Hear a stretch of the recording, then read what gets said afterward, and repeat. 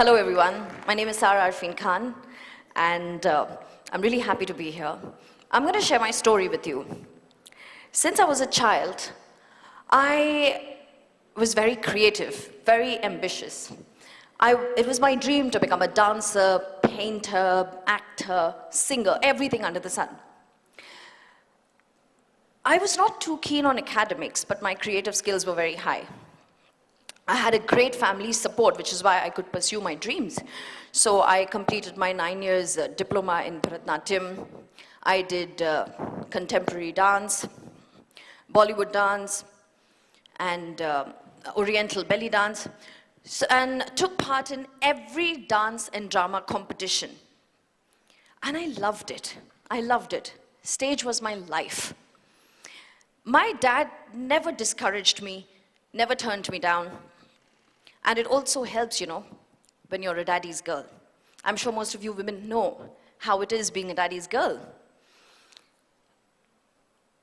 He always, always encouraged me and pushed me forward.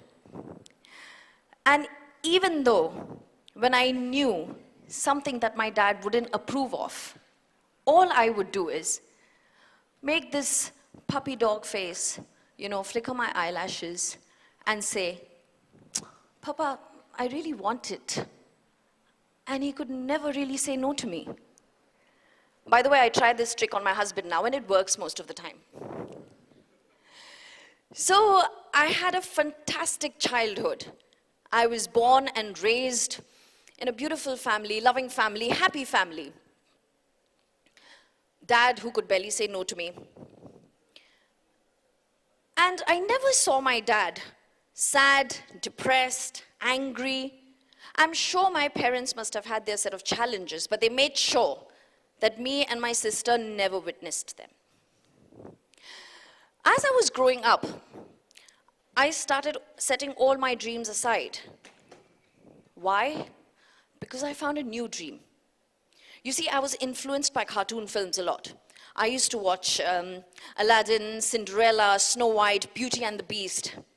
And my new dream and mission was to find my Prince Charming so that I could live happily ever after. And then soon enough, I did find my Prince Charming.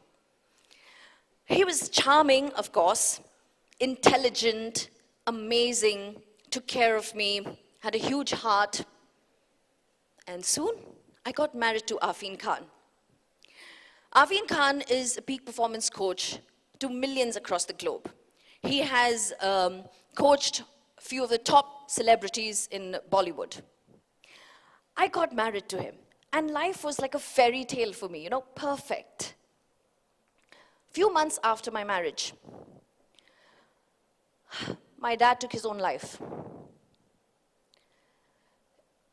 All of a sudden, just like this. Let me tell you one thing. I have never, ever shared this part of the story to anyone. This is the first time I'm standing here in this crowd and sharing my story. And as I'm sharing my story, my hands are perspiring. I'm feeling weird. So, he took his own life, and that was the most traumatic moment for us. For me and my family. When somebody's ill, somebody's really old and frail, somewhere in your subconscious mind, you're prepared. What do you do when you're not prepared? What do you do when you love somebody and you've always seen that person happy, joking around, cheeky, and all of a sudden, he's just gone from your life? It was a bit unfair. I was angry. I was hurt. I was sad. I didn't want to see anybody. I didn't want to love anybody. Well, my dad didn't take his life because of his family and close friends. Got to know later that he took his life because he was cheated and betrayed in his business. My dad was a man of honor, and he respected his work and family a lot. And maybe he thought that he couldn't provide for his family anymore or be the strength. and he just left us. After that day, I devoted myself to prayers, begging God to give me some kind of distraction, take my mind away from this, or at least ease my pain a little bit. Soon after that, me and Arfeen realized that I was pregnant with twins. And I was like, oh my God, thank God, I really needed this. And I was very, very, very happy. Thanked God. But alas, our happiness lasted only a few weeks when we learned that it was an ectopic pregnancy and it was a danger to my life. And I was operated immediately. You know, that changed everything about me. My self-confidence, my self-belief, my relationships. It does happen, you know. You know, we women, we are not the definition of strength and power just because we can conceive and bear that immense pain just to bring new life into this world. We are called strong and powerful because we're very emotional. And because of our emotions, how we handle our emotions can change everything and everyone around us. I think that's the true power of women. Not just the pain that we go through 9 months, that's nothing compared to the emotional strength that we bear. One day I was sitting in my room and I thought to myself, I can't give up. That's not how I've been brought up. I have to do something. So I just thought, I'm going to follow my dreams. I'm going to bring it back into my life. So I discussed with my partner and I said, I want to be an actor. So he said, fine, fair enough, go ahead, be an actor. But you have 1 year. In 1 year, you make it or you forget it. And I first thought, that's a bit harsh, isn't it? Why is he giving me a time frame?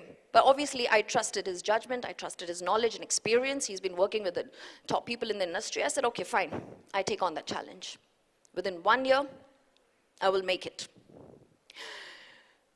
1 week later, we were coming back home after dinner, and we had a car crash. He snapped his collarbone, and I busted my ankles, 6 months on bed rest, and couldn't walk for 6 months. I thought to myself, you know, wow, bring it on, like bring it on. This is really unfair. And I just thought to myself, never again will I be able to be myself, you know, happy, loving, cheerful, high on life, dancing around, pranking people. I thought I've lost it all. I'm just going to be this thing that is going to be miserable in our own emotions. But then I thought to myself, is that really what my dad taught me? And I said, no, I have to give myself a chance. I can't let this happen. And soon enough, I was offered my first debut show, Dhoon Legi Manzil Hame.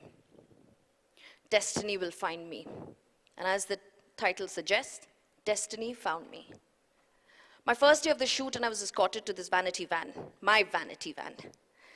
And I was walking, and I saw my name written on it, Sara Khan, and I was like, wow, okay, this is good, this feels better. I walked in the vanity, and I saw this mirror with beautiful lights and makeup set neatly, hair products kept, my costume for the day put up.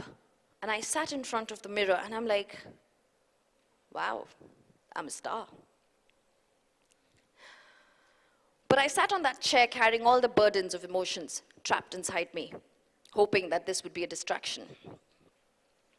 As the assistant director walked inside my vanity van, he handed over a script for me. And he told me, he turned a few pages and he said, okay, we're starting from episode number 1, scene number 5. And I told him, why are we starting from scene number 5? Why can't we start from scene number 1? Isn't that easy? He says, it doesn't work that way. We have to see the other actors' availability and location preferences. And I'm like, okay then. So as I was reading the scene, my first scene was of an anger scene. I was angry. I'm supposed to be angry. So as I was reading, I was feeling that anger, you know. And it was like, I'm going to go out there and fight with my dad. So I had the shallow breathing, and you feel it. Great actors don't act. They feel. And that's how you can convince your audience. So I walked out of the vanity van, feeling that anger. Came in front of my dad, did the angry scene, relived the scene a couple of times because still the director got the perfect shot. Completed, went back to my vanity, preparing for a second scene. Second scene was that I was supposed to meet my parents after a long time. So I was excited. So fine, I was feeling happy and excited. I walked out of vanity. I came rushing to my mom and dad, hugged them. I said, oh my God, I really missed you guys, blah, blah, blah. And we shot that scene again many times to get the right shot. So went back to the vanity, feeling light and happy. Getting prepared for the third scene. Third scene was a very sad scene. It was that my dad, because of my dad's irresponsibility, a lot of people died. And I had to emote that sadness, anger, frustration. So I felt bad as I was reading the script. I had tears in my eyes. I'm like, okay, I can do this. So I walked out of my vanity, and I howled, and I cried, and I lost it. My eyes were swollen up. My face was hot. Relived that scene again a couple of times, and walked inside the vanity for my last scene, preparing for the last scene, but it was really, I was feeling really low. I didn't even want to do the last scene. So I told the assistant director, give me some time, you know, I've just cried. He's saying, sorry, we don't have time. It's a daily soap, you know. I'm like, oh God, okay then. So I was reading the last scene of the day, and it was beautiful. I'm supposed to meet my boyfriend. It was a romantic scene, Bollywood music playing, fantastic. So I was like, all right then. I was feeling beautiful. I was feeling that everybody loves me and I love everyone. So I walked out of the vanity van feeling light, walking on cloud nine. My hair was, you know, all over the place and I was feeling beautiful. So I finished my last scene. I loved it.